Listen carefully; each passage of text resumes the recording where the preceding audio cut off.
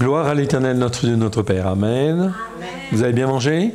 Oui. Est-ce que vous avez faim encore? Non. Oui, de la parole. On va remettre l'après-midi au Seigneur. Seigneur, nous te rendons grâce dans le précieux nom de Yeshua. Merci d'étendre ta main bienfaisante sur chacun de nos cœurs à la gloire de ton Saint-Nom, que nous puissions comprendre ta parole, pleine de grâce et de vérité au travers de Christ Yeshua, afin que nous puissions nous attacher à toi, rien qu'à toi, à la gloire de ton Saint-Nom, et que tu puisses modifier, changer notre compréhension des choses, afin que nous puissions mieux discerner dans les temps qui viennent ce qui va de travers ou qui risque d'aller de travers, et que nous puissions nous attacher à toi, rien qu'à toi, à la gloire de ton Saint-Nom. Amen. Amen. Ici, donc, nous sommes au roi, après Achab, Achav, donc on est au fils, le fils de Achav. C'est Achaziahu. Achazia, ça a été traduit. Ok, c'est le 8e roi d'Israël. Donc, comme Achab, Achav et Jézabel ne suivaient pas le Seigneur, on peut se douter que, en fait, ce fils, eh bien, il ne va pas marcher droit devant le Seigneur, effectivement. Donc, il y en a qui arrivent à changer, comme le fils, par exemple, de Josias, le fils de, Manassé, c'est Josias. Lui, il n'a pas suivi les voies de son père. Okay? Donc, ça arrive, mais c'est pas la majeure partie, c'est pas la majorité en tout cas.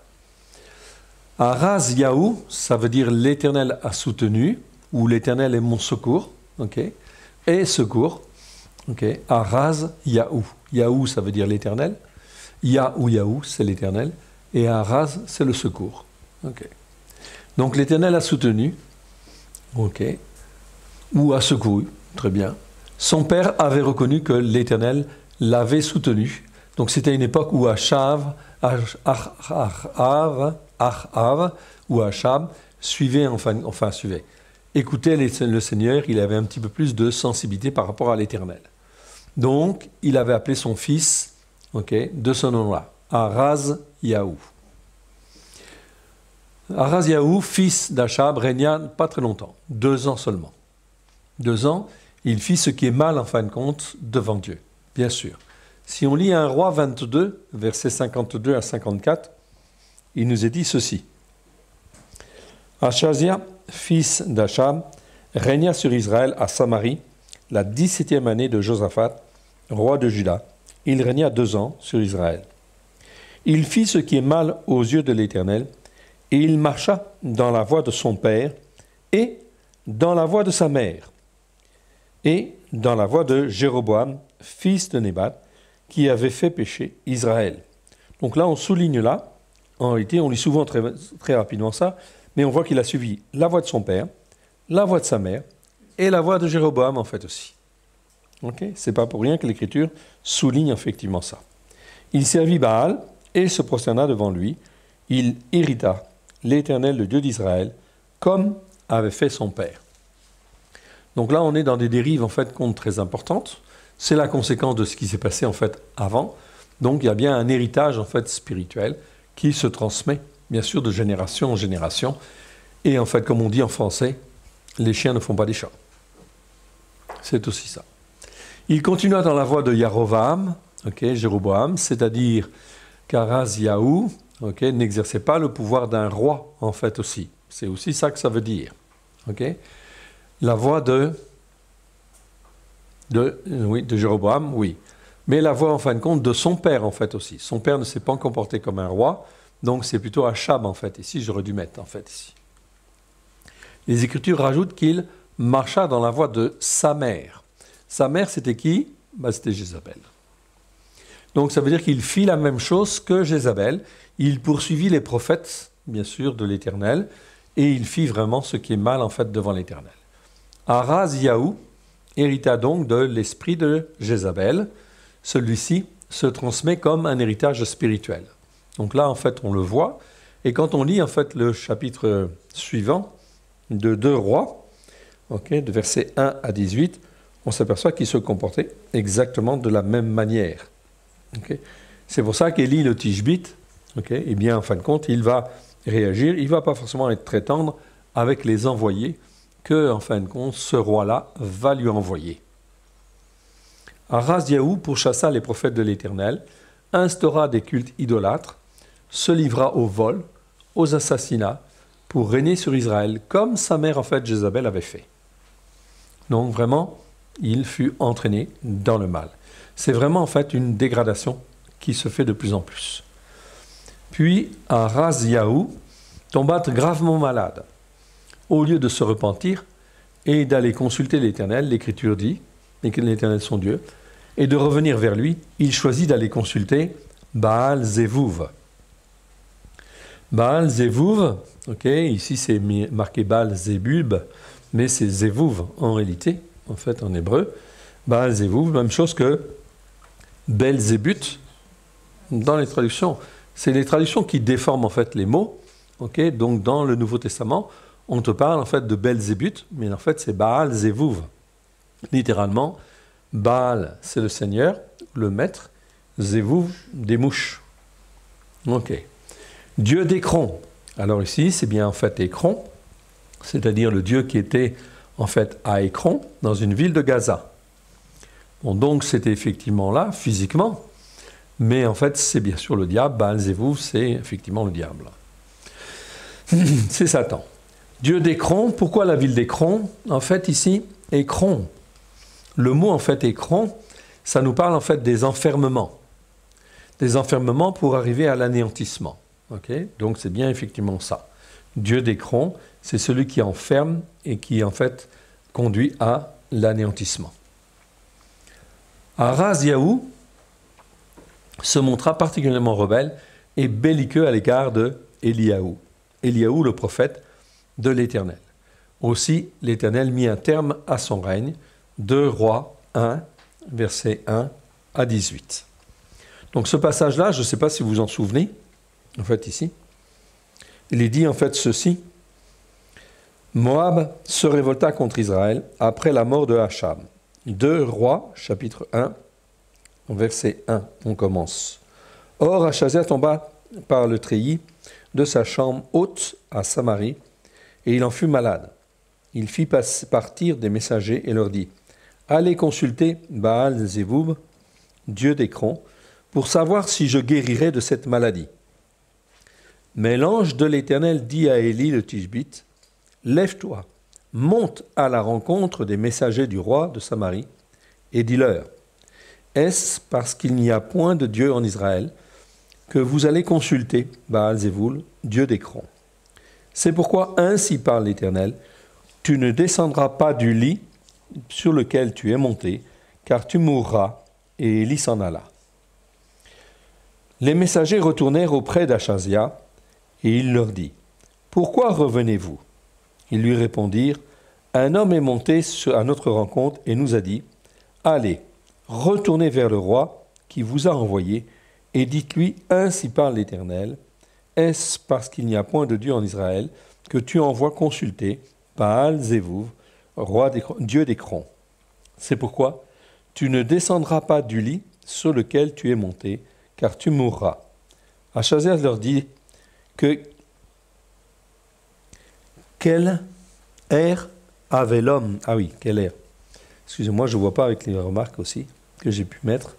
Quel air avait l'homme qui était monté à votre rencontre et qui vous a dit ces paroles? Ils lui répondirent, c'était un homme vêtu de poils et ayant une ceinture de cuir autour des reins.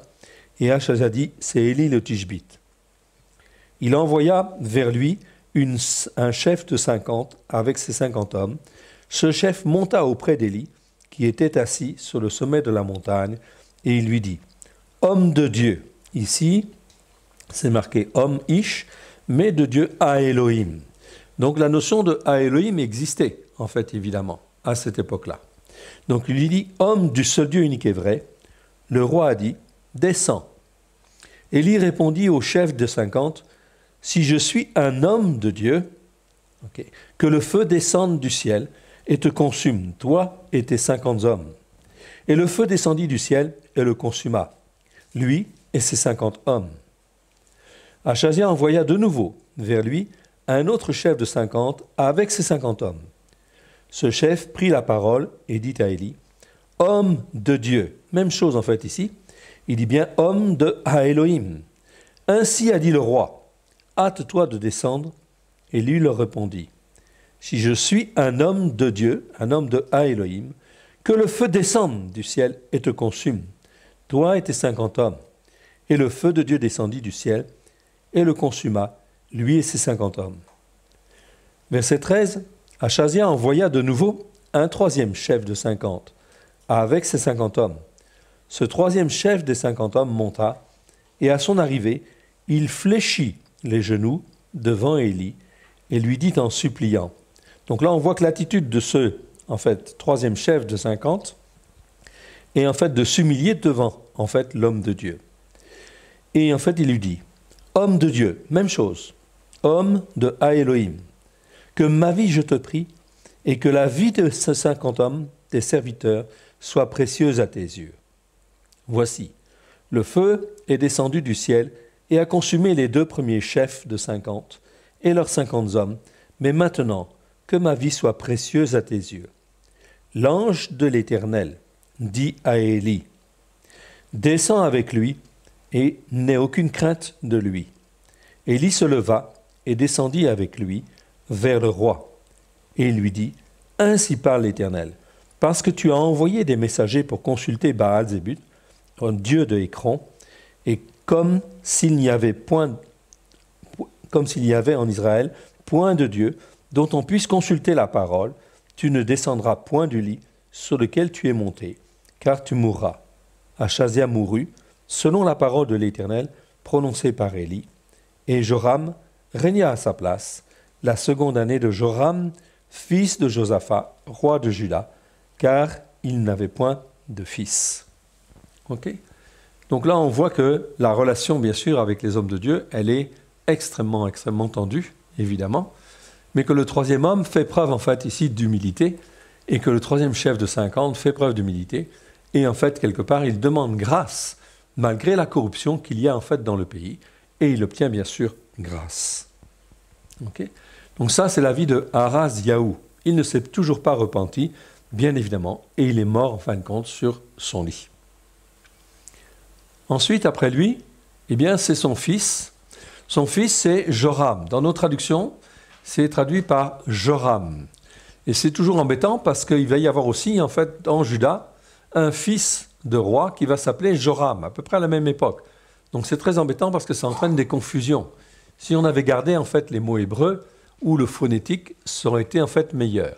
Donc c'est Yehoram, fils de Ahav, ici. Donc un autre fils de Ahav, c'est le 9e roi d'Israël.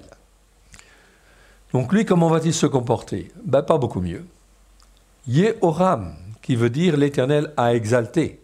Donc remarquez au passage que ce fils-là, s'il porte ce nom-là, c'est Achab, le père, qui lui a donné. Et il lui avait donné le nom l'Éternel est exalté.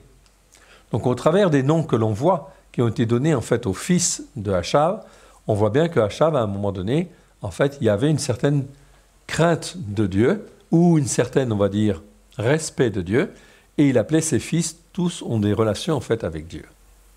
Okay ? Des relations, des bonnes appellations devant Dieu. C'est un autre des fils d'Achab. Cela montre que Achab reconnaissait l'Éternel et voulait quelque part l'honorer en donnant à ses fils des noms aussi évocateurs. Mais ça ne veut pas dire que dans la réalité, ils font, bien sûr. On est là dans l'apparence des choses. Mais Ahav ne prit jamais position devant Izébel, devant Jézabel, sa femme. Yehoram, ici, règne 12 ans, à la place de Ahaz-Yahu, qui lui, son frère, qui a régné, en fin de compte, 2 ans seulement. Ici, il va régner, lui, 12 ans, mais il ne va pas beaucoup mieux se comporter non plus. 2 Rois 3, 1 à 3, nous dit très clairement, 2 Rois 3, 1 à 3, et Joram, fils d'Acham, régna sur Israël à Samarie, la 18e année de Josaphat, roi de Juda, et il régna 12 ans. Il fit ce qui est mal aux yeux de l'Éternel, non pas toutefois comme son père et sa mère. Il renversa les statues de Baal que son père avait fait, mais il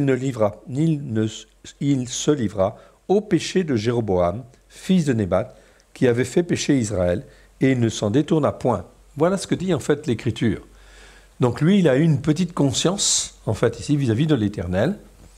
Okay? Comme il est dit ici, il ne marcha pas dans les voies de son père, ni dans la rébellion active et violente contre l'Éternel, notre Dieu, comme Jézabel, sa mère, l'avait fait. Donc il ne suivait pas la voie de ses pères à ce niveau-là, mais il garde quand même le péché de Jéroboam. Il ne revient pas complètement. Il ne marcha pas non plus dans les voies de rébellion, comme Araziaou, son frère, l'avait fait en allant consulter volontairement d'autres dieux, non plus. Okay. Il n'avait pas un caractère violent et orgueilleux. Okay. Excusez-moi pour la faute, il manque un X. Okay. Jéhoram. Okay. Cependant, les Écritures nous disent qu'il fit ce qui est mal aux yeux de l'Éternel. Jéhoram ne revint pas à l'Éternel de tout son cœur et de toute son âme. C'est ça qui est très important. Okay. Il a fait un bout de chemin. Il ne suivait pas la méchanceté de son père, la méchanceté de sa mère, ni de son frère, mais il se livra au péché de Jéroboam. Et les Écritures précisent qu'il ne s'en détourna point. Okay. C'est comme si le Saint-Esprit, en fait, aussi rappelait ici qu'il, en fait, fallait revenir complètement, en fin de compte, à la Torah. Et, en fait, ici, lui, il ne s'en détourna pas. Cela continue, Jéhoram ne revint pas à l'Éternel de tout son cœur, de toute son âme. Il se livra au péché de Jéroboam, et les Écritures précisent donc qu'il ne s'en détourna pas. On vient de le dire. Cela voulait dire qu'il n'acceptait pas que Jérusalem soit la ville sainte. Quelque part dans sa tête, ça voulait dire de reconnaître, s'il était revenu en fait à l'Écriture, à la Torah, cela voulait dire que les 10 tribus du Nord, en fait, elles auraient été incitées à revenir en fait vers Jérusalem, de manière à pouvoir toujours faire les sacrifices à Jérusalem, les principales fêtes de l'Éternel à Jérusalem, c'est-à-dire la fête de la Pâque, la fête de la Pentecôte et la fête des Tabernacles. Eh bien, cela veut dire que tout le monde, toutes les tribus d'Israël devaient descendre à Jérusalem. C'était une obligation, toujours pour ne pas oublier le Dieu, en fin de compte, de leur père. Donc Jérusalem, c'était la ville centrale, mais cela voulait dire que les 10 tribus du Nord auraient en fait été incitées, dans ce cas-là, à venir vers la ville sainte. Mais ils refusaient toujours les racines fondées sur l'autorité de la Torah. C'est là une preuve de la désobéissance à l'égard de l'Éternel. Peut-être avait-il peur en fait de perdre sa royauté, peut-être aussi. Mais toutes ces considérations sont des considérations d'hommes. Le but de Dieu, c'était que le peuple revienne à sa Torah et conformément à sa Torah. Dieu ne change pas sa Torah et ce n'est pas parce que les gens désobéissent ou en fait ont des raisonnements en fait erronés que Dieu en fait va changer. Sa Torah est la même et elle ne changera pas. Si Dieu donne la Torah, c'est pour que cette Torah elle soit enseignée comme elle devrait l'être et depuis 2000 ans, on déforme les choses. L'Éternel enverra Élisée cette fois-ci. Élisée, c'est en fait un prophète qui est successeur de Élie, qui a reçu une onction très forte, même 2 fois plus forte que Élie, puisqu'il a demandé une double onction. Eh bien, il a reçu une double onction. L'Éternel enverra Élisée le prophète vers Josaphat, roi de Juda. Jéhoram, roi d'Israël, donc là aussi, et le roi d'Édom qui était attaqué par Moab. Voilà. Et le roi d'Édom qui était attaqué. Donc en fait ici, Élisée le prophète, il va vers Josaphat, le roi d'Israël et le roi d'Édom. Mais le prophète Élisée, il n'a pas du tout envie en fait d'aller voir le roi d'Israël. Certainement pas. Pourquoi ? Parce qu'il est dans la dérive en fait complète.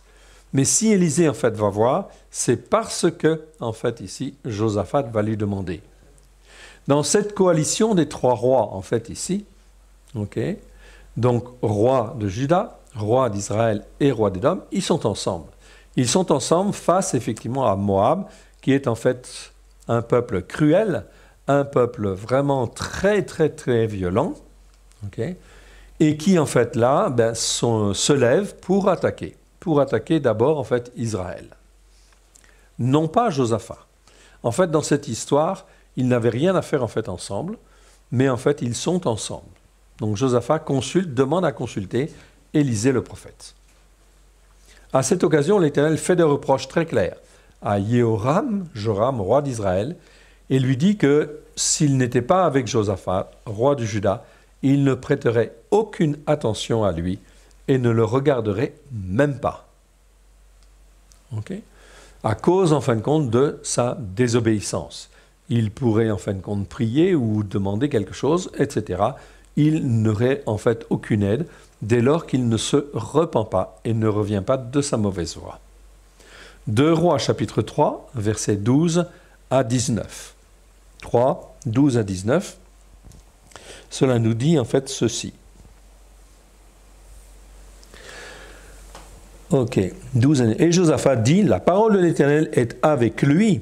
Donc ici, quand on a l'expression, la parole de l'Éternel est avec lui, Josaphat parle de Élisée.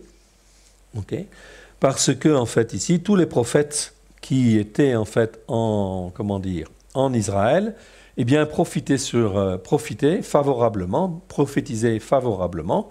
Ok, mais en fait, ici, Josaphat n'a absolument pas confiance dans les prophètes qui sont en fait en Israël. Donc il dit, il faut consulter en fait ici Élisée. Élisée, pourquoi? Parce que la parole de l'Éternel est avec lui. Parole de l'Éternel, c'est comme si on disait, Yeshua est avec lui, parce qu'il est la parole de l'Éternel. Donc la parole de l'Éternel est avec lui. Le roi d'Israël, Josaphat, et le roi d'Édom descendirent auprès de lui. Verset 13, Élisée dit au roi d'Israël, qu'y a-t-il entre moi et toi? Va vers les prophètes de ton père et vers les prophètes de ta mère. Et le roi d'Israël lui dit, non, car l'Éternel a appelé ces 3 rois pour les livrer entre les mains de Moab. Élisée dit, l'Éternel des armées dont je suis le serviteur est vivant. Si je n'avais égard à Josaphat, roi de Juda, je ne ferais aucune attention à toi et je ne te regarderai pas.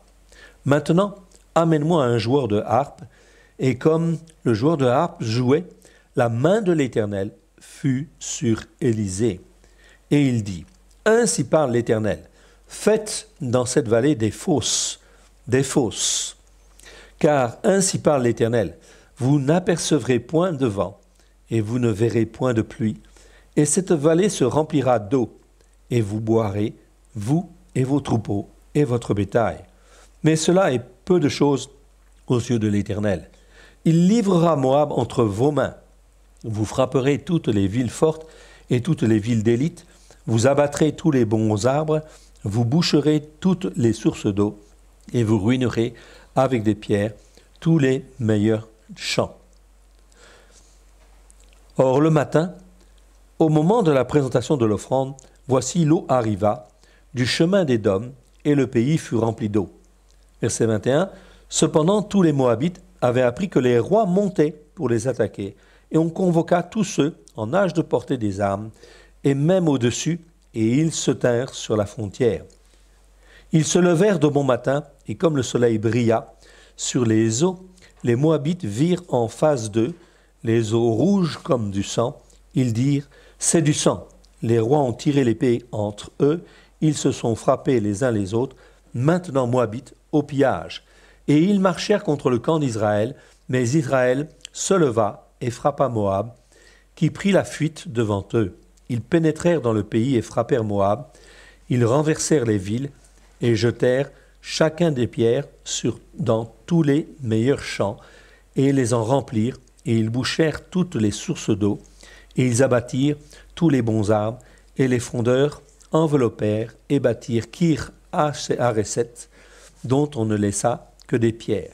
Le roi de Moab, voyant qu'il avait le dessous dans le combat, prit avec lui 700 hommes, tirant l'épée pour se frayer un passage jusqu'au roi d'Édom, mais ils ne purent pas.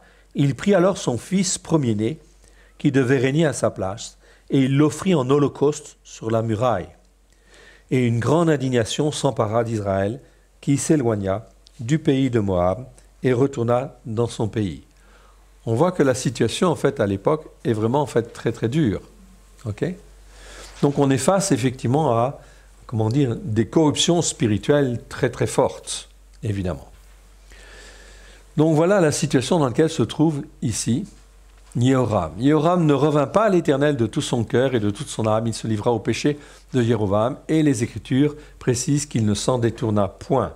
À cause de cela, Yehoram se rendit gravement coupable parce qu'il laissa sa mère, Jézabel, continuer toutes ces prostitutions et ces sortilèges. Donc prostitution, c'est bien en fin de compte les prostitutions spirituelles dont on parle, dont on a déjà parlé, et ces sortilèges. Cela veut dire quoi? Elle, en fin de compte, c'est une femme qui est en fait versée dans l'occultisme, qui est en relation effectivement avec Satan, et elle opère en fait des sortilèges. C'est-à-dire quoi? C'est-à-dire qu'elle pose des malédictions, elle fait des sacrifices, et elle pose des malédictions sur tout le peuple pour qu'il soit enfermé spirituellement, qu'il soit lié. Donc cela veut dire que quand la corruption, elle est en haut à la tête, eh bien ça veut dire que le peuple en fait ne peut pas s'en sortir, absolument pas, sauf par la main toute puissante de l'Éternel. Mais en réalité, tous ces sortilèges-là, la sorcellerie à la tête des nations, c'est quelque chose en fin de compte qui enferme les peuples. C'est une réalité spirituelle. Donc Dieu, bien sûr, en fait ici, est parfaitement conscient de ça, et il fait en fait avec, et il veut sortir les hommes et les femmes de ces pièges. Oui, bien sûr. Mais encore faut-il trouver des cœurs qui veuillent en fait s'attacher à lui de tout leur cœur, de toute leur âme, de tout leur esprit, et qu'ils puissent en fait intervenir, non seulement écouter sa Torah, la mettre en pratique, mais qu'ils puissent se lever en fin de compte aussi pour réveiller en fait les autres. Et c'est pour ça qu'aussi, bien sûr, il y a des gens qui peuvent sonner le chauffard, parce que le chauffard est un moyen d'interpeller les gens qui sont pris en fin de compte dans tous ces sortilèges, dans ces malédictions. Sortilèges ou malédictions, peu importe, hein, c'est la même chose. C'est-à-dire qu'en fin de compte, elles pratiquent des sciences occultes pour maintenir le pays et les familles du pays dans en fait les malédictions. Ne croyez pas que ça ne se fait pas en fait encore aujourd'hui. Ça se fait largement, bien sûr, dans tous les pays. Okay? Si la France, en fin de compte, ici, au niveau de sa tête, on est effectivement pris, nous, dans la franc-maçonnerie. Okay? Il y a plus de, soi-disant, en fin de compte, environ 33-40% en fin de compte des responsables qui sont dans la franc-maçonnerie, certainement plus maintenant. Okay? Et quand on est dans la franc-maçonnerie à assez haut niveau, vous pouvez être sûr qu'il y a en fin de compte toutes sortes en fin de compte de choses qui sont pratiquées au niveau occulte pour maintenir les populations dans en fin de compte l'emprise diabolique, dans l'enfermement, dans en fin de compte la servitude, de manière à pouvoir dominer et contrôler. Ok? Donc ça, c'est vraiment, faut en prendre conscience. Les États-Unis aussi. Oui, je dis la France, mais c'est tous les pays, hein? Les États-Unis aussi. Bien sûr. La Révolution américaine. Bien sûr. Bien sûr, bien sûr, bien sûr, bien sûr. Donc tous les pays, en fin de compte, sont effectivement pris. Pourquoi? Parce que tous les pays, depuis 2000 ans, que Yeshua a tout accompli, est-ce que, en fait, les hommes et les femmes ont suivi le chemin de Dieu au travers de Christ pour pouvoir, en fin de compte, s'attacher à la Torah et, en fait, la mettre en pratique? On en est loin.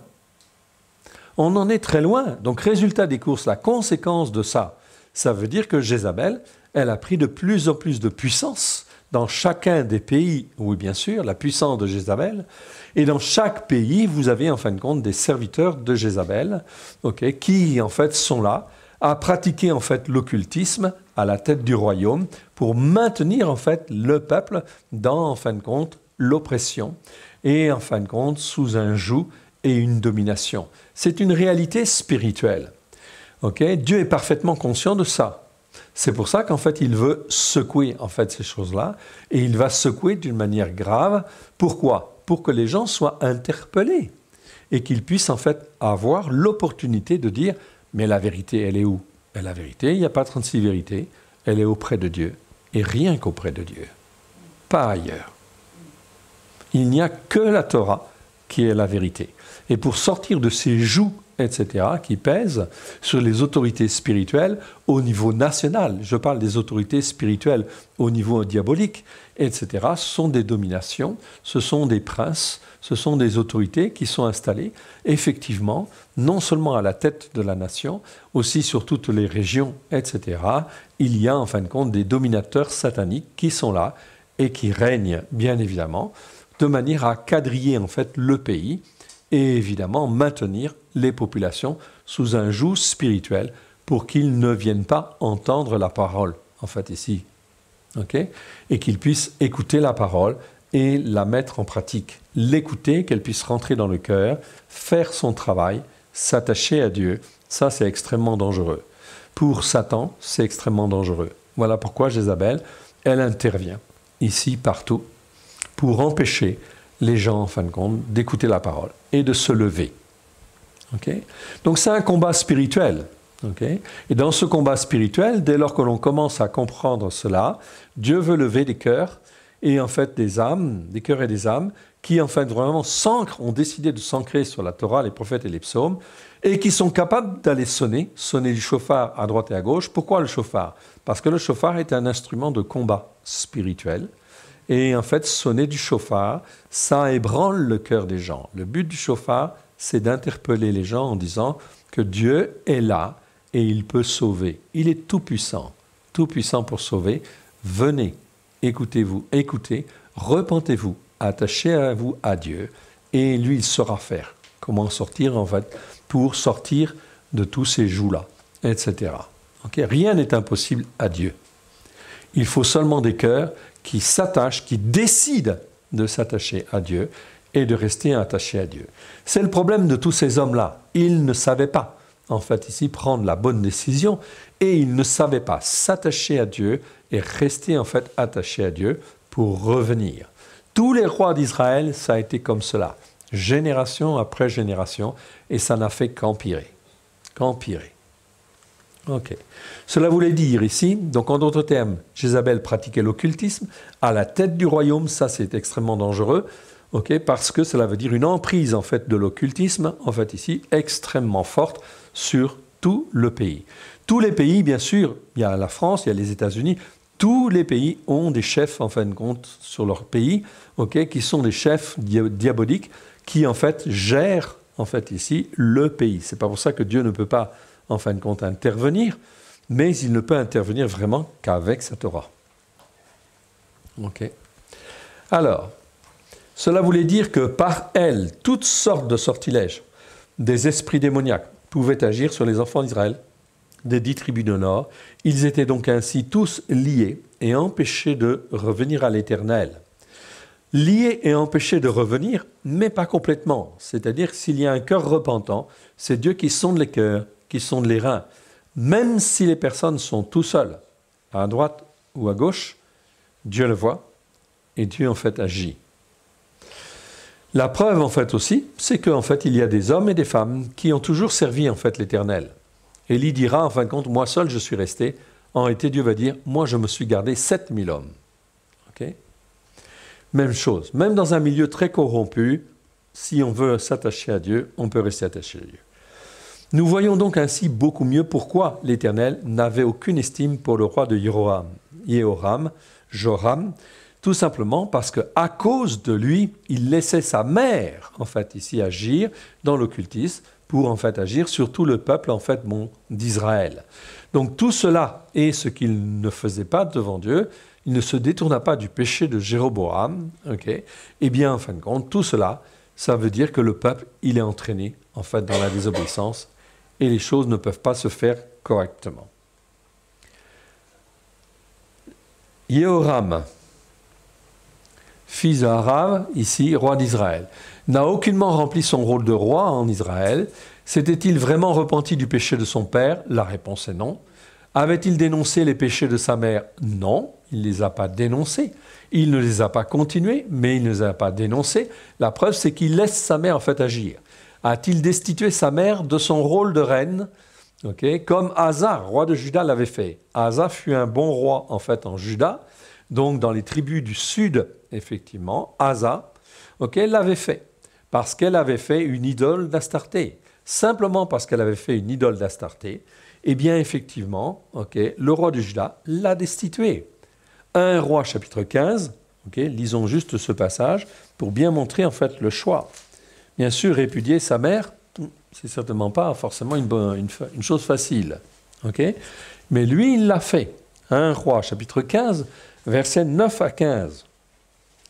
La 20e année de Jéroboam, roi d'Israël, Asa régna sur Juda. Donc là, en fait, pendant que le Jéroboam régnait sur les 10 tribus du Nord, Asa, la 20e année du règne de Jéroboam, il est devenu roi en Juda, en fait en bas.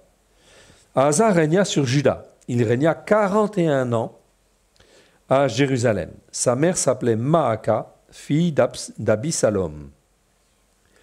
Asa fit ce qui est droit aux yeux de l'Éternel, comme David son père. Il ôta du pays les prostituées, et il fit disparaître toutes les idoles que ses pères avaient faites. Et même, il enleva la dignité de reine à Maaka sa mère, parce qu'elle avait fait une idole d'Ashéra. Ce n'est pas d'Astarté, hein, c'est d'Ashéra.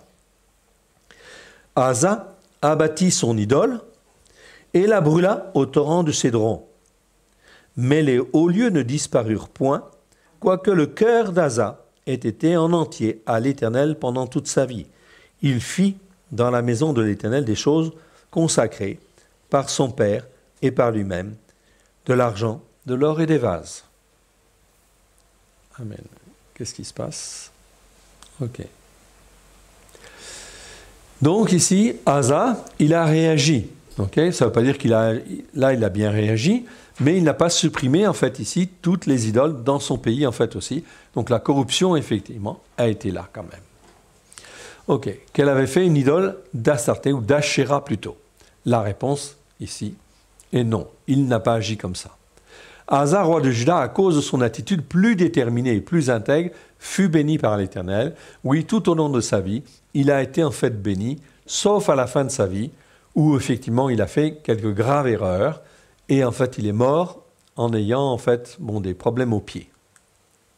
Lui fut l'occasion d'apporter des bénédictions sur son peuple, et l'Éternel lui permit de régner 41 ans sur Juda.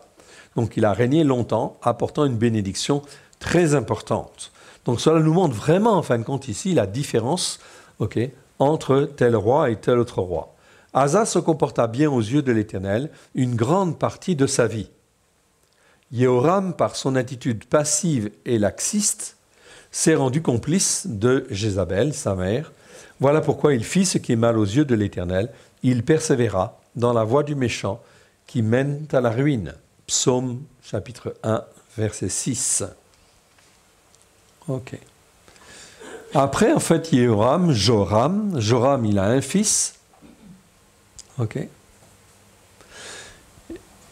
Jéhu ou Jéhu.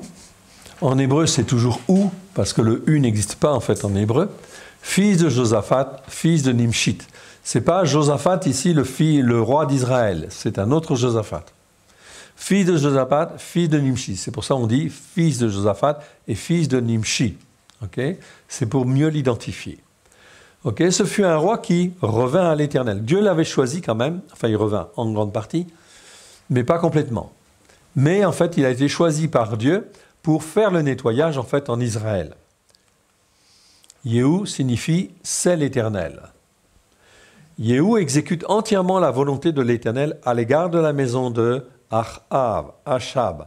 2 Rois chapitre 9, versets 30 à 37 et 2 Rois 10, 1 à 27. Donc il se conforme bien, il fait entièrement la volonté de l'Éternel à l'égard de la maison de Achab. Mais c'est tout ce qu'il a bien fait. En fait, ici, il a redressé un certain nombre de choses, mais il n'a pas, en fin de compte, supprimé le péché de Jéroboam. Il l'a maintenu. L'Écriture va le dire. L'Éternel lui promet alors que ses fils régneront sur le trône d'Israël pendant 4 générations, les 4 générations suivantes. Il lui fait une promesse spéciale. Puisque tu agis selon ma volonté, pour arrêter cette corruption qui venait sur les 10 tribus du Nord, eh bien, en fait, je vais, en fin de compte, ici, faire une promesse et m'engager à ce que tes fils, jusqu'à la 4e génération, puissent régner sur, en fin de compte, les 10 tribus du Nord. C'est ce qui va se faire, en fait, effectivement. Les 4 générations suivantes vont régner. Mais, comme ça va déraper, eh bien, elles vont régner, mais pas très longtemps. Mais elles vont régner. L'Éternel lui promet ceci parce qu'il fait la volonté de Dieu. Lui fut l'occasion d'apporter des bénédictions sur son peuple et il régna 41 ans. Ce n'est pas sur Juda, hein? Non, c'est sur Israël. Hein? C'est une faute ici. Hein? Il régna ces 41 ans, mais sur Israël. Jéhu était parfaitement, 2 Rois, je vais vérifier, 2 Rois 9. 2 Rois 9, 30 à 37. 2 Rois 9, 30 à 37. Jésus, hein, voilà. Ok. Donc, ok, bon là je ne le vois pas. Bon, je vérifierai.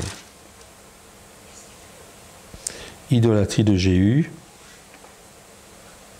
Non, Jéhu, il a régné 28 ans sur Israël. Ok, donc ça c'est une erreur. Ok, donc il a régné 28 ans sur Israël en réalité. Oui, c'est 28 ans. C'est écrit dans... Ouais, 28 ans. C'est écrit dans 2 Rois, chapitre 10, verset 35. Okay. Jéhu se coucha avec ses pères et on l'enterra en Samarie et Joachas son fils régna à sa place. Jéhu avait régné 28 ans sur Israël à Samarie. Donc il régna 28 ans, c'est pas 41 ans, ça je me suis trompé en fait. Voilà, c'est ça, c'est Asa. Donc il fut l'occasion d'apporter des bénédictions sur son pays. Ok. Jéhu était parfaitement conscient du péché de Jéroboam, commis de génération en génération, et qui avait ouvert les portes à des dégradations spirituelles, catastrophiques. Il connaissait très bien les prostitutions et sortilèges de Jézabel, puisqu'il en parle lui-même sur l'ordre de l'Éternel. C'est lui qui fera tuer Jézabel. 2 Rois 9, 30 à 37. 2 Rois 9, 30 à 37 nous montre très clairement qu'il connaissait très bien en fait le problème. 2 Rois 9, 30 à 37 nous dit ceci. L'Éternel dit à Jéhu, « Parce que tu as bien exécuté ce qui est droit à mes yeux et que tu as fait à la maison d'Achab tout ce qui était conforme à ma volonté, tes fils jusqu'à la 4e génération seront assis sur le trône d'Israël. Toutefois, Jéhu ne prit point garde à marcher de tout son cœur dans la Torah de l'Éternel, le Dieu d'Israël. Il ne se détourna point des péchés de Jéroboam que Jéroboam avait fait commettre à Israël. Dans ce temps-là, l'Éternel commença à entamer le territoire d'Israël et Hazaël les bâtit. Hazaël, c'est le roi de Syrie, les bâtit sur toute la frontière d'Israël.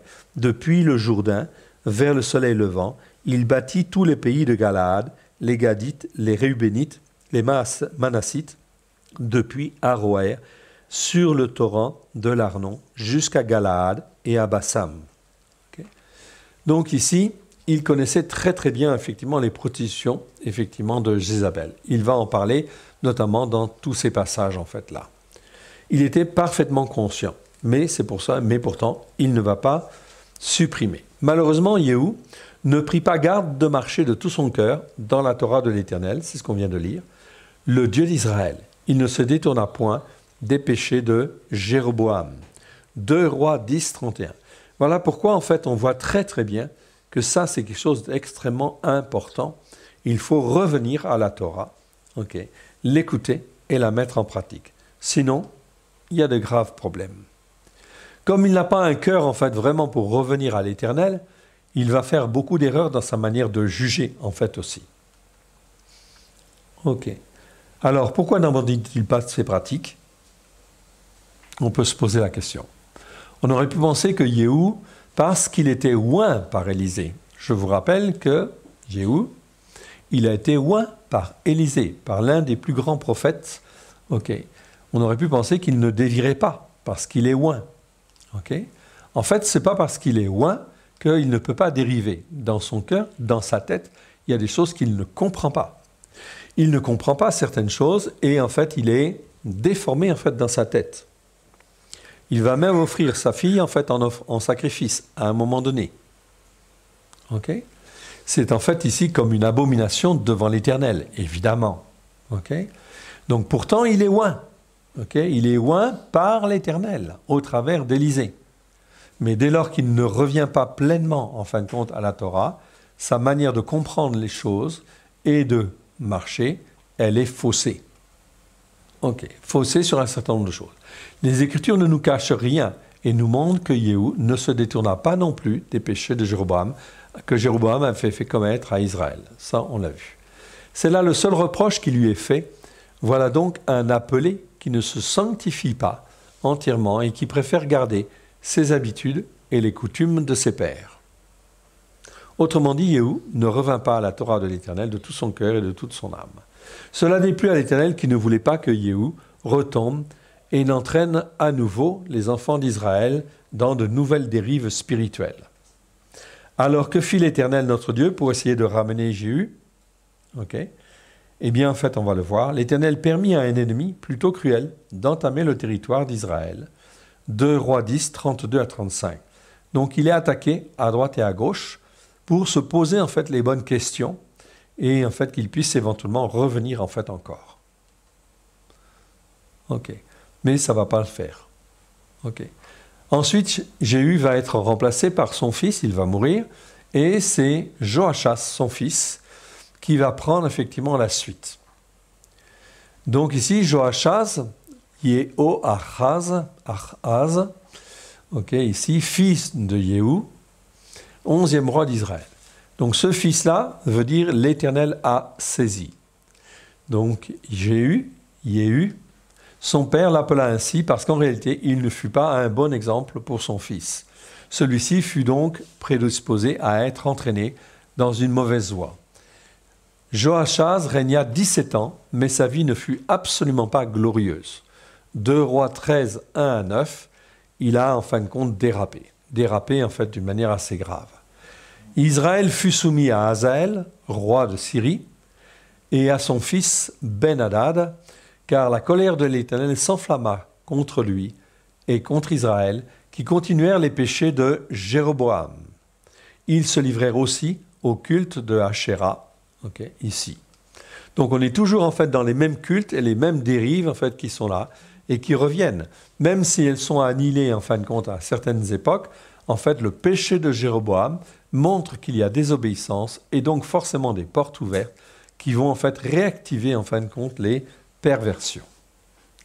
Les Écritures nous disent qu'il ne resta en Israël que 50 cavaliers, 10 chars et 10 000 hommes de pied. Donc c'est une période où, en fait, ici, pendant ce roi, ici, Israël, les 10 tribus du Nord, vont être fortement, pas un peu attaqués, mais très fortement attaqués par Hazaël, roi de Syrie, et son fils Ben-Hadad. Et ils vont perdre, en fait, bataille après bataille, à tel point qu'il ne va plus rester en Israël que 50 cavaliers, 10 chars seulement, et 10 000 hommes de pied. Israël fut réduit à la poussière qu'on foule en fait aux pieds. Est-ce que pour autant ils se sont repentis? La réponse est non. Malgré cela, malgré cet affaiblissement, etc., ils ne reviennent pas à l'Éternel pour se repentir. Et ça devient extrêmement grave parce qu'effectivement, il n'y a plus beaucoup de solutions. À la fin de sa vie, Joachaz, finit par implorer l'Éternel à cause de l'oppression féroce et cruelle. Il finit, à la fin de sa vie quand même, par implorer. Il savait parfaitement qu'il agissait mal. L'Éternel l'entendit cependant et l'exauça. Même au fond ici, après tant en fin de compte de misère et en fin de compte ici de dérapage, l'Éternel écoute encore et il est prêt en fait à exaucer. Cela montre une miséricorde infinie de l'Éternel Dieu. Mais Jehoachaz et les enfants d'Israël ne se détournèrent pas pour autant des péchés de la maison de Jéroboam et du culte d'Ashéra. Voilà qui est terrible. Ils demandent pardon, mais ils ne changent pas. Ils restent dans les péchés de la maison de Jéroboam et dans le culte en fait d'Ashéra. Alors ensuite, ce sera un autre roi, mais on va faire peut-être une petite pause maintenant.